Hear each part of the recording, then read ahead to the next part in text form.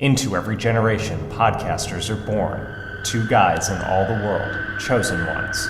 They alone will wield the strength and skill to discuss the vampires, demons, and the forces of darkness, to lament the spread of their evil and the swell of their number. This is the Untitled Buffy Project. Welcome to the 7th episode of the Untitled Buffy Project. This episode is called The Initiative. And if you can't tell, this is a plot-heavy episode because, first of all, it reveals the initiative. Second, it reveals Riley's crush on Buffy. Hello, everyone saw that coming. And it also reveals Spike's newfound impotence. Sorry, Spike. This episode was written by Doug Petrie and directed by James Contner. All right, Carter, we are deep underground in the belly of the initiative. Yes, it's located somewhere just off to the right from the Cabin in the Woods set. Exactly. It's the basement. Yeah. It's where all the baddies go. I'm thinking that, this was, maybe this was like the Cabin in the Woods, like 1.0 crew, Yeah, totally. Maybe this was, back in right around when Chem had that big mix-up. Maybe Hostel 17 was the mix-up. It wasn't Chem at all, and I don't know. Yeah, too bad they didn't have Bradley Whitford standing in the background somewhere. He was getting ready to do the West Wing. I think they were already doing the West Wing when this episode came out. Yeah, late 99. This was a great episode. Yeah, this is basically the reason I chose this season as the one that we were going to start on. You picked good. Good. It's the story behind the story. Yes, Joss Whedon is a fan of doing that. Big reveal. Definitely. I was not totally expecting what was going on, but I thought that the opening they didn't totally give it away, but the opening with Buffy being a total derp in the cafeteria. Well, no, not the opening actually, although that was funny.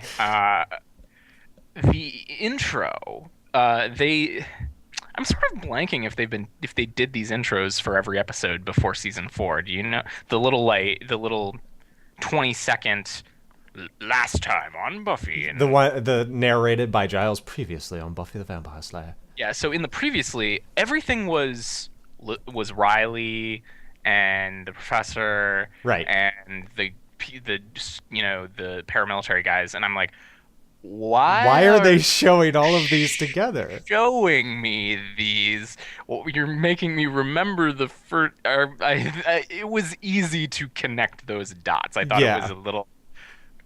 Well, you can blame the audience that didn't watch every episode for that problem. Or the studio. Well, right. They wanted to make sure that the audience who wasn't watching the previous 6 episodes knew what was going on. It's sort of like the obligatory recap of the fact that Harry Potter is a wizard and the Dursleys are not very good people in the first chapter of every subsequent Harry Potter book. You're like, yes, I know. Just in case it's the first one you've picked up. It's like, okay, I know. They're jerks and he's a wizard. He's magical. Let's get to the action. Let's go. Yeah, you didn't seem to pay that much attention to Professor Walsh before, which I didn't try to goad you at all because I didn't want you to pay attention to her for that reason. Yeah, I didn't think I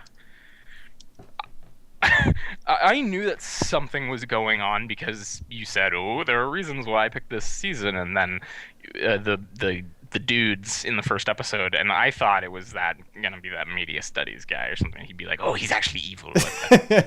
But no, he was just a throwaway joke. Yeah, no, he's just a jerk.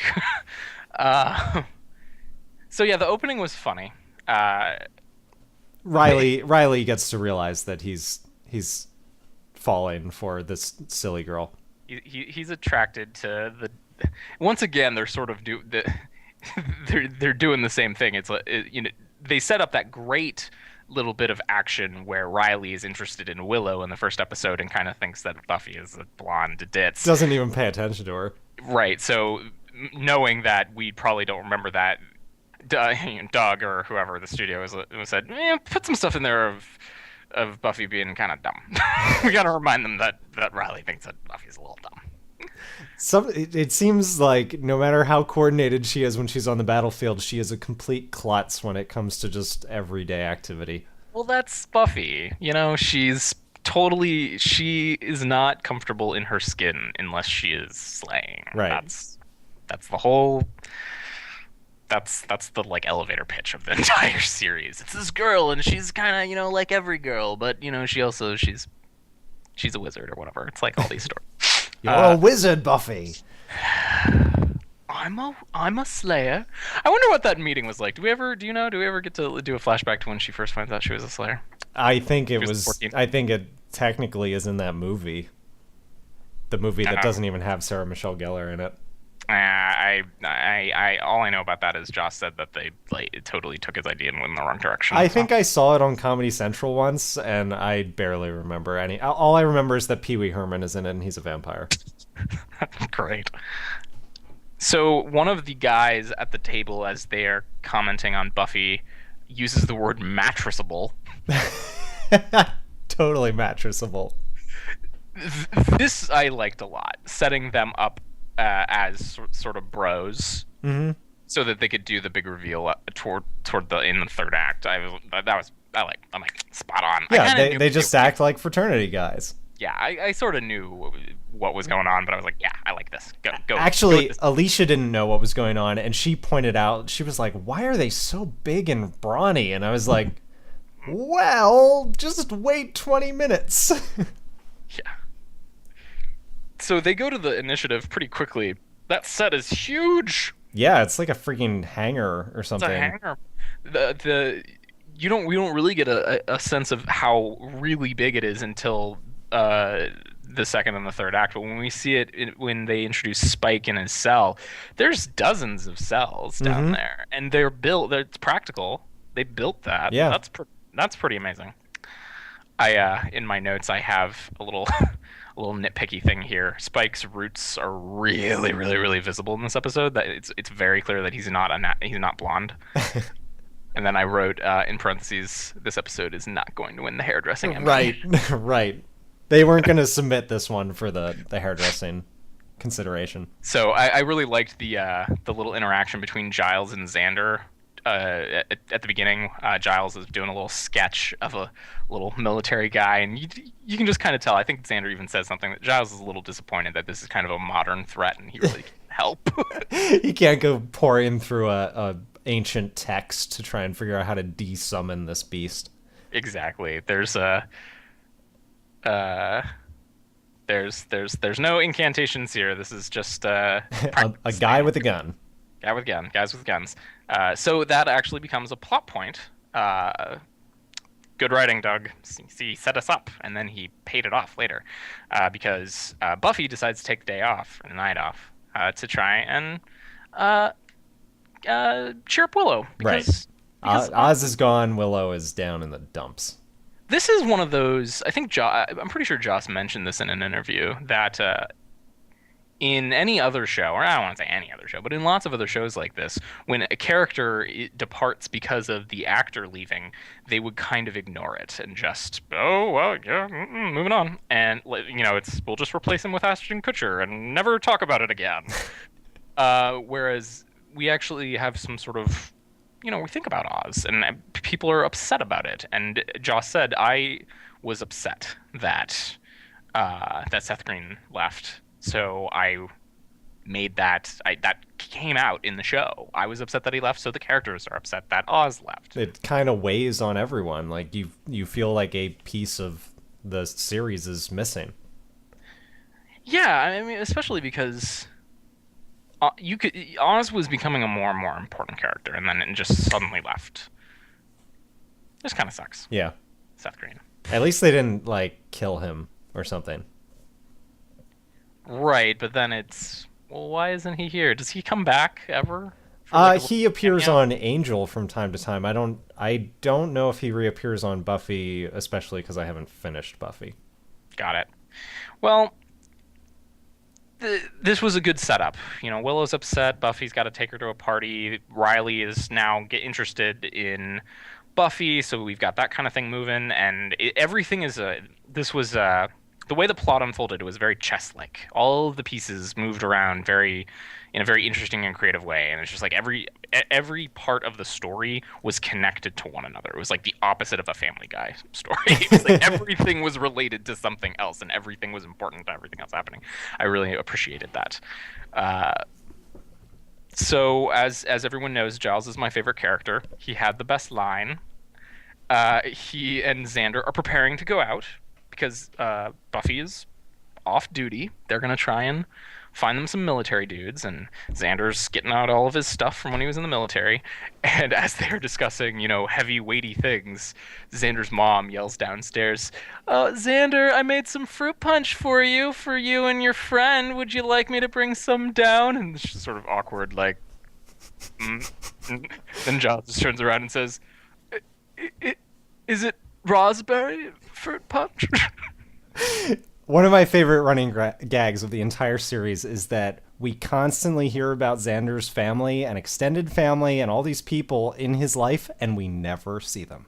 They're all Marises, or... We only see his basement. We never see the upstairs. We never see his mom. We never see his dad. We just hear them or hear about them. It's kind of like the Peanuts kids. Like all we hear from the adults is the wah wah. We never actually get to see them. Yeah, I mean, that's lots that comes play with that. And there's Maris and Frasier. There's Norm's wife. Is that who the character we never see but we hear about all the time in Cheers? Yeah, because I watch Cheers all the time. Really? No, I don't Really? know. I don't even know if it's on any. I don't even know if it's syndicated. Bob Sacamano in Seinfeld. It's a common trope. So Xander is out, and he meets up with Harmony for the most hilarious fight of this series. These two have no idea how to fight each other. I thought Xander had some skills from. He remember. I guess he mentioned that. Well, I'm not really. But he said he's good hand to hand. We forgot all of it. I think it's because he doesn't know how to fight a girl. Oh, that's right. Well, they get into sort of just like it's just a slap fight. He's got a steak, and she says, "I'm totally gonna bite you," and then she slaps him in the face, and he just goes, "Ow!" He doesn't even react. It's hysterical. And then she gives away that Spike is he's broken out from the initiative at this point. So she gives away that Spike is in town, and he's hell-bent on. He thinks for some reason that this giant like multi-million-dollar facility is somehow Buffy's. Yeah, he's got a great line. He says, one of the vampires who's down there with him mentions the Slayer, and he says, "Oh, I knew it was her. I always wondered what would happen when that got funding." This is it, he thinks. He thinks, but that doesn't make any sense, Spike. Why would that make sense? He's not thinking. Well, no. He hasn't fed, so... Right, he's lightheaded. He's not thinking very strategically, so he's broken out, and he tried to get Harmony to give him food, and Harmony successfully just gets him to leave, so you can tell that he's very weak right now. I have a note about Buffy's wardrobe at the party. Is it something slutty? Yeah, she mentioned she needs to get something slutty for the party. She's wearing a shirt with no back. My note is Buffy should wear that shirt more often. They need more of that. Okay. If I was a studio guy, I'd be like, yeah, more of that. Let's get some more of that there. We get the reveal of the guys going down to the initiative, which was just great. And then we get the confrontation between Buffy and Riley, which is not a real confrontation because both of them think that they have, both of them have a secret that the other doesn't know about. Right. So the conversation between them is unintentionally hysterical. It's like, well, you should leave. Well, I'm not going to leave unless you leave. Well, I'm not going to leave unless you leave. Stand down, soldier.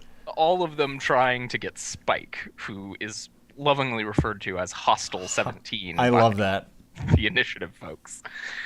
Spike shows up at Buffy and Willow's place, and he tries to bite Willow. Dude, Willow totally rookie move here. Just called through the door to come in. See, if she hadn't done that, he wouldn't have been able to come in. I didn't even think about that. That was stupid. I thought of it earlier when she called to let someone in and it was Giles, and I was like, she should be careful with that. And then in the very next episode, she didn't think and got Spike into her room. Well, she's reeling from this Oz thing. I know, and it's not like it mattered anyway. You know, it's something I noticed about Willow.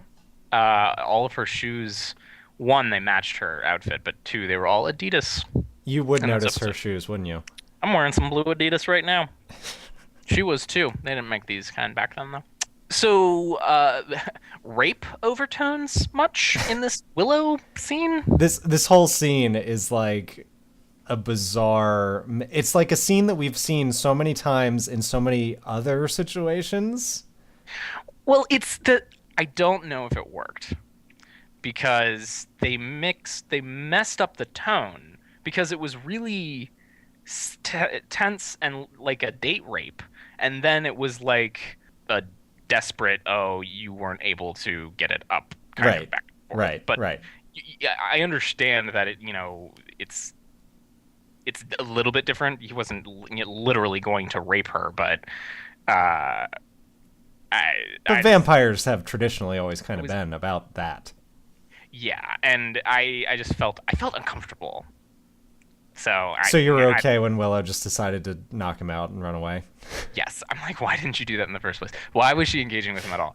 Although she was feeling down about herself and she wanted him to talk her up, which he kind of did.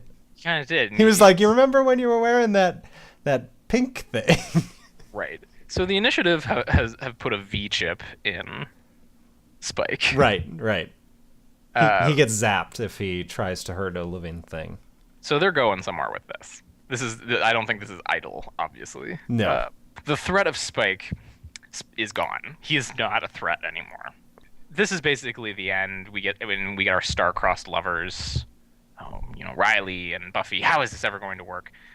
My one little thing, they're like scanning people to try and find which one's a vampire. And they're like 98.7, 98.92. And then they scan someone who's cold and they know that they're a vampire. And one of the military guys says, room temperature, must be a vampire. But the Spike's temperature was 62.3 degrees. It's pretty cold for room temperature. Okay, you're right. That was nitpicky. Yeah, I'm the scorpion, and this episode was the toad. What can I say? It's in my nature.